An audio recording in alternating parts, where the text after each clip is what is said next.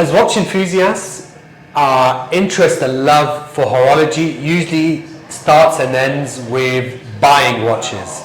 And if you're brave enough, you may even start a business where you sell watches. But can it go beyond? And I'm glad to say it can. And here today we have a very, very special guest, Omar Shawi. How are you? I'm good, thank you. We're very excited to have you on here today. So, backdrop to this, I met Omar about a year or two ago. About 2 years ago? 2 years ago. 2 years ago. But it was only really, I got to find out more about Omar last week when you were coming in on a separate kind of point.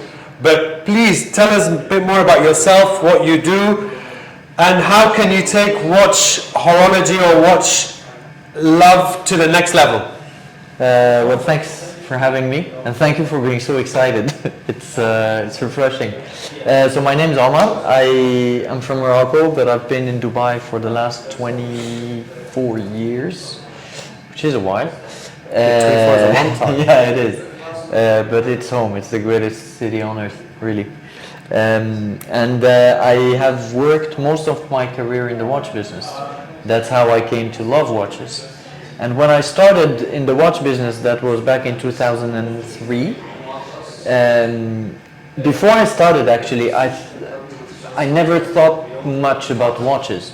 My 50 dirham Casio or Swatch was perfect, and you'd have to be an idiot to spend any more than that to have something that tells you the time. But then when I joined that company, they sent me to Switzerland to get trained, and I spent 3 days throughout the week of training. I've spent 3 days with a master watchmaker, learning and understanding the history behind watchmaking. Sorry, if you don't mind, what was your start like when you joined? You joined as I joined as a trainer. So they needed to train me so I can train people. Okay. And so I sat with this, Allah yarhamu, he passed away since, wonderful, wonderful master watchmaker. 3 days, there was 5, 6 of us, and he basically taught us about watchmaking. And for the first time in my life, I was 26, 25 at the time, don't remember. The first time in my life, all the stuff that I learned in high school came together and made sense. Mathematics, physics, chemistry, all of these sciences made sense. And so you finally found a practice that actually takes what we've learnt in school and applies it? Absolutely, 100%. Because my kids ask me that every day. Yeah, tell them to become watchmakers.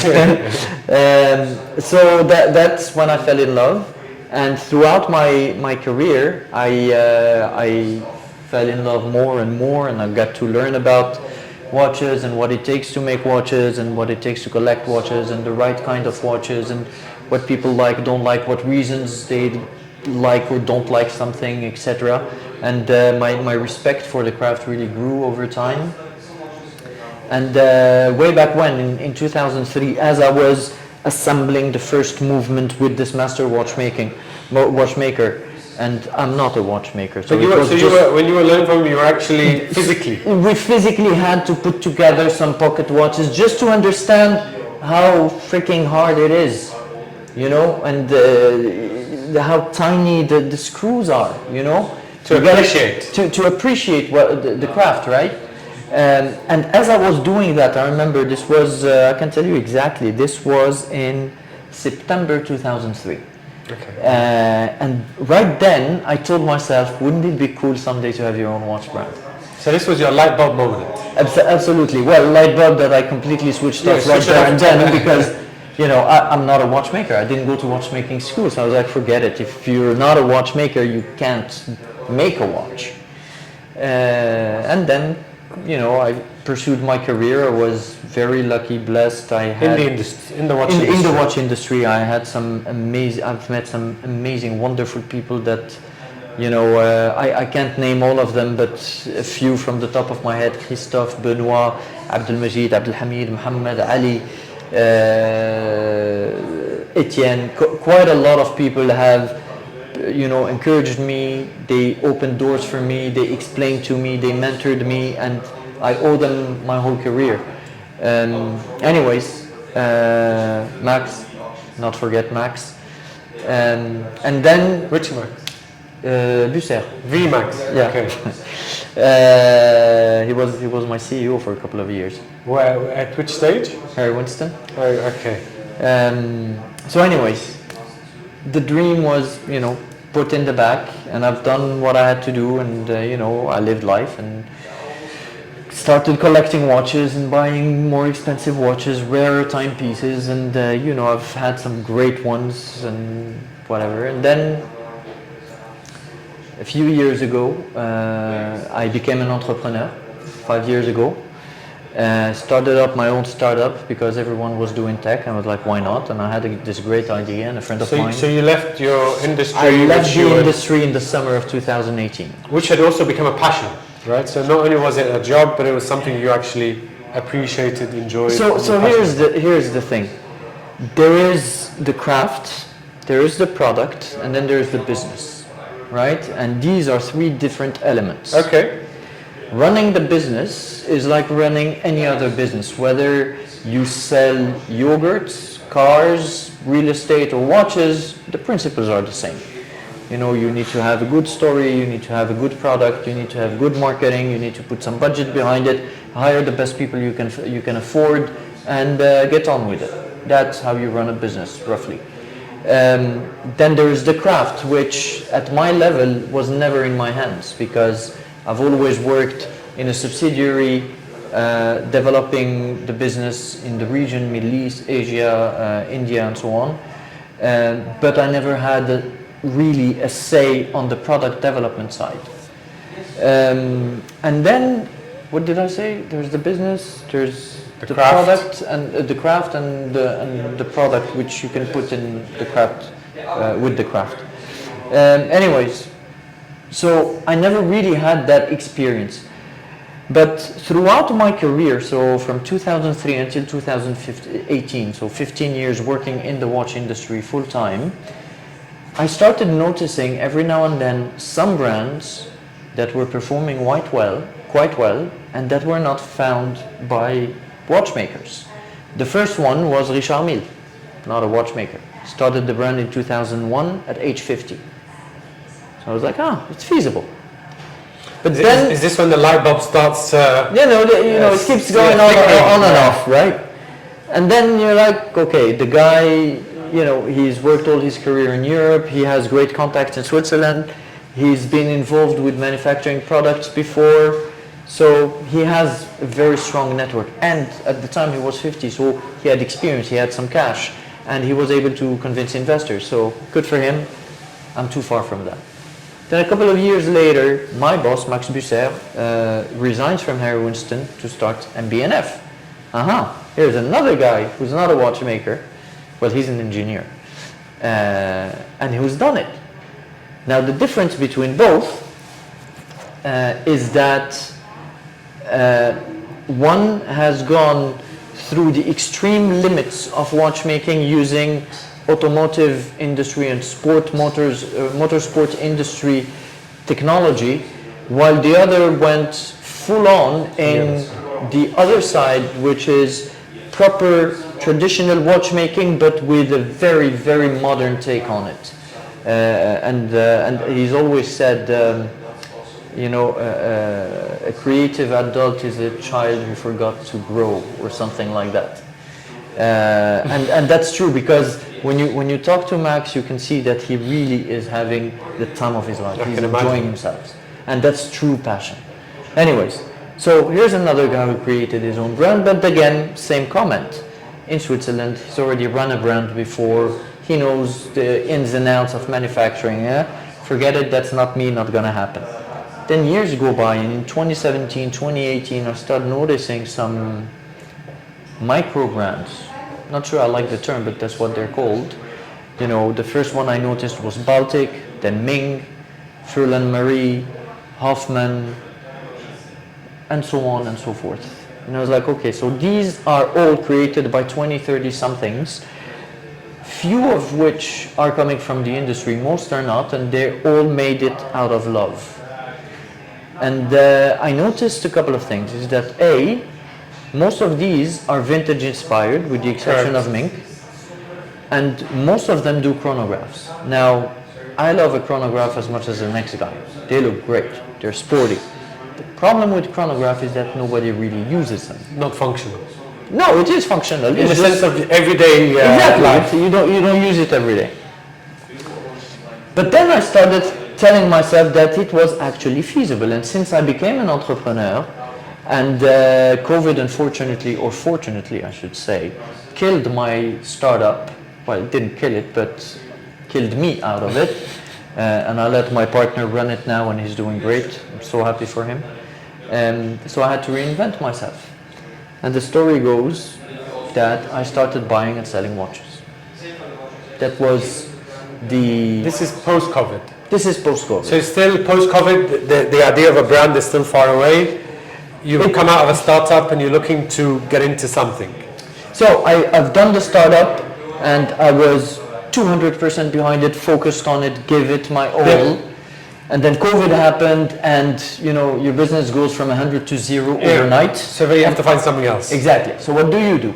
I only know watches. Friends of mine know that I know watches, so people start calling me, help me find this watch. Can I, where would I buy this watch? So one thing leads to another. And I became, a watch dealer, if you will. Although I don't like the term dealer, because I don't deal. I basically, what I say is that I curate collections for my clients.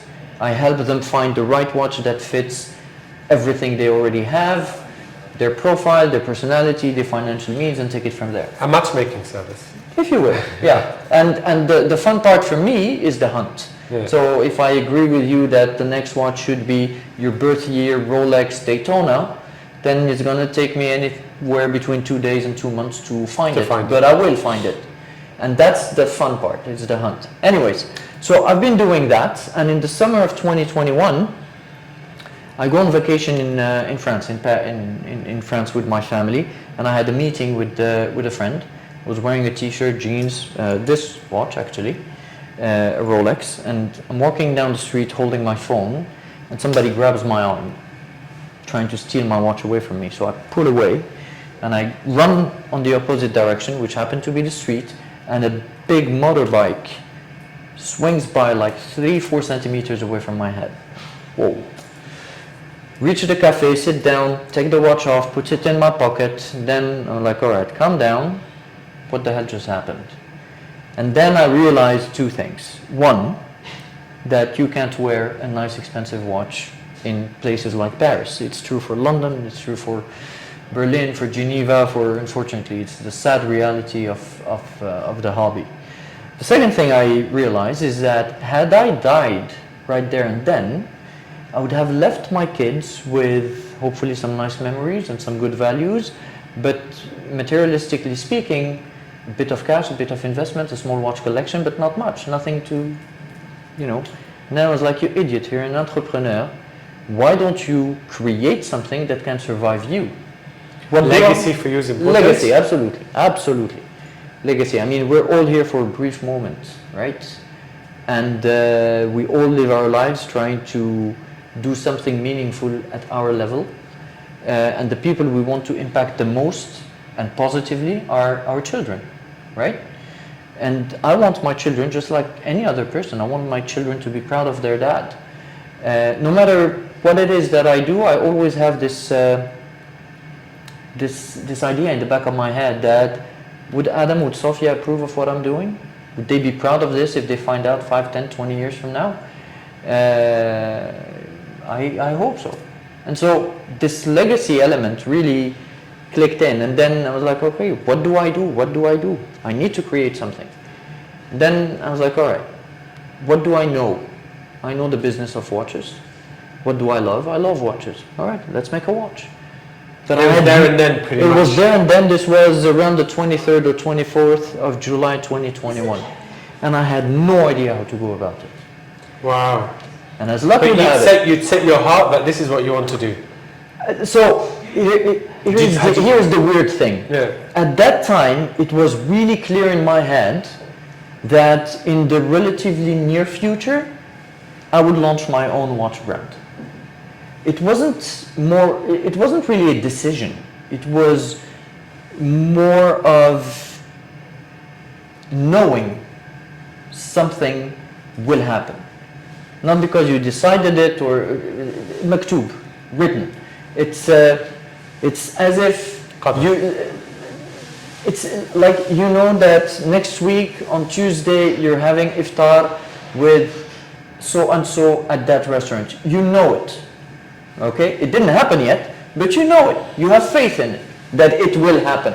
Well, similarly, I don't know why, call it faith, call it iman, call it qadr, call it whatever you want. I don't know how, but I had that epiphany, intuition, you know. And as luck would have it, 3 days later, we go to my friend's place who invited us for a few days on vacation in his summer home, and he introduces me to his father-in-law. So my friend is Swiss, he's Moroccan Swiss. And he introduced me to his father-in-law who is Swiss. And we get to talking, and then we realize that we're both in the watch industry, and we realize that we know a lot of people in common. And the gentleman is like 20, 25 years older than I am. They're like, hang on, you know these many people, how come I don't know you? And the guy smiles and says, well, that's because I'm in the secret part of the business. And, what do you do? I'm a supplier for the watch industry. Uh-huh. What did you do? Well, you know this product, that product, yeah, I made those. I was like, well, funny story. I want to create a watch brand. Can you help me? I was like, sure, no problem. And that's how it all started. And that was the start? That was the start 21 months ago. 21 months ago? Yeah. Wow, this is a great story. I think we've not even touched upon the brand itself. Yeah, I talk a lot. But the back, I think listening to people's stories is inspiring, I think, a lot of times. I always say this, I think a lot of times we always hear of the success stories, and I don't think it's always that easy.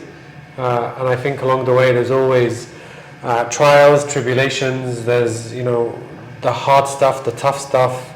I think you mentioned earlier that, a lot of this stuff isn't even doable without the support of your family, absolutely, your friends. Absolutely. And when you look statistically speaking at businesses, and I'm sure it's the same in the watch industry, over 90% of businesses fail, right? Which means that only 5 to 10% of any business will succeed. Which means it's to take it on, it's an uphill struggle, and it's a challenge, and it's a sacrifice, and it's everything. It is, but it's also fun. I mean, it can be. Well, if it's not fun, there's no point in doing it. But you're doing it because you hope the outcome will be an experience that you enjoy, and you don't regret. So here's the thing. Some succeed, others don't. I don't think there's a recipe for success. If there were, it would be known. It takes a lot of work. It takes luck. It takes commitment. It takes support. But above everything else, in my opinion, and I haven't made it yet, but I have faith. I have faith that it will succeed. I don't think that anyone starts anything. If you're training for boxing, right? You've been training for years, and they tell you, okay, Floyd Mayweather is gonna fight you. You don't get into the ring if you think you're gonna lose. 100%. No, 100%. All right. So same with entrepreneurship. You don't start a business if you don't believe with your core soul that it's going to succeed. 100%. And coming back to family and friends, I know for a fact that I wouldn't be here today if it weren't for my co-founder, and my co-founder is my wife. And when I say my co-founder, in the sense that she has nothing to do with the business, but her support, the fact that she's here with me, the fact that she's paying the bills today, because she has a job and I don't, the fact that she doesn't give me, excuse my French, shit, for not being able to deliver materialistically as I did before, and rather that she's like, you can do it, I believe in you, pushing me.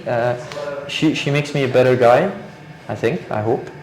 And without her support, this wouldn't be possible. Hers, my brothers, my kids, My kids talk about Magana to their friends in school. They're 10 and 9. They're 11 and 9. Their friends ask me to see the watch. So all of this energy, these little bursts of energy coming from different random people, they feed me. They feed me, right? They feed the dream. They feed the vision. And without those, nothing's happening. I know you mentioned the name now, so I don't think until now we've not mentioned the name. So we've mentioned the name. Let's see it. All right. So you, please tell us maybe while you're showing the watch the name and where the name came from. All right. So as I mentioned earlier, I'm from Morocco. Now in Morocco, we have a specific dialect of Arabic, which luckily for us, you Egyptians cannot understand, but we can understand you. So Magana in Moroccan dialect means watch. Okay. So I needed a name that would be pronounceable perfectly by anybody from anywhere. I needed easy syllables to remember and easy to spell. And Magana just made sense. So Magana means watch in Moroccan? Absolutely, yes. And so this is the first Magana. I don't know if the camera is zooming into the... I think they're zooming in. But again, so we're talking here, this is how many months did you say in the making? 21 months. This is 21 months in the making? Yeah. From concept, from just an idea. I want to make a watch to here is a watch. To that meeting you had with your friend's father-in-law. Exactly. To this. His name is Daniel, the father-in-law, Daniel, fantastic guy. And if you were to sum up, these last 21 months, I know we don't have time. I think this is so interesting. I'm sure we could talk for hours. Sure. But how were those, how did you get from the idea or, you found someone who can help you make it to this? Lots of research, lots of work, lots of creative approaches to how to get things done. But I am lucky to have some friends in the industry and some true, genuine watch lovers. I want to thank Max again. I want to thank Tariq. I want to thank Adil and all the guys from the Dubai Watch Club, amongst others, who were super cool by supporting me when I was showing them the first drawings. They gave me some really spot-on comments, some really great advice. So I'll give you an example. Initially, the space between the lugs was supposed to be 18 or 19. And then one of these guys from the Dubai Watch Club was like, don't be an idiot, make it 20. And I was like, but why? He's like, well, because most straps come in 20. So if people want to change it, it's not going to be a pain. They can use their existing collection. You know what? You're absolutely right. And so I'm always open for feedback and happy to listen. And how many iterations? Because none of us have ever done this process. From the first ever drawing to this, maybe a dozen? A dozen iterations. Yeah. But you always had kind of an idea of what you wanted? So what I wanted, so go back to what I was saying earlier, I noticed that people buy chronographs and people buy vintage watches or vintage inspired watches. Then I was like, all right, why don't I try and make a very 21st century watch, a design that hasn't been done before, but that is still within the codes that people like. It's round, big crown, etc., etc. And then I didn't want to do a chronograph simply because no one uses it. So I was like, all right, what could look like a chronograph? Give me that sporty look, yet give me useful function, something that I can use every day. And that's when the idea of a complete calendar came in. So here we're using a Miyota movement. It's a Japanese movement of great9 and we have the hours, minutes and seconds indication like any watch, and then we have the day at 9 o'clock, the date at 6 o'clock and the month at 3 o'clock. We've put a big crown and we added this little pusher here at 10 o'clock in order to adjust the month. But apart from adjusting the month, everything is adjustable from the crown, which makes it super easy to use.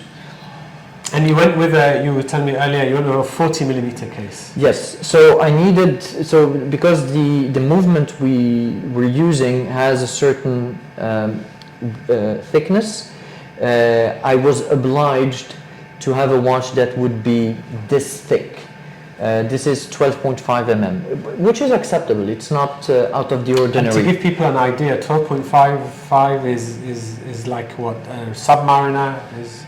I don't have the numbers in mind, but it is not thicker than a sub. I don't think it is.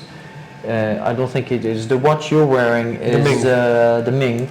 I think this is closer to 10.5, 10.8. So it's similar. And that's a two-hand watch. Yes. Now, keep in mind, the thickness of the watch, amongst other things, is linked to the number of hands you need to stack, because they need room to do a complete circle. Yes. So in the case of this, this model, we have 4 levels of hands. We have one level where we have the month and the day, then the minutes, then the hours, then the seconds.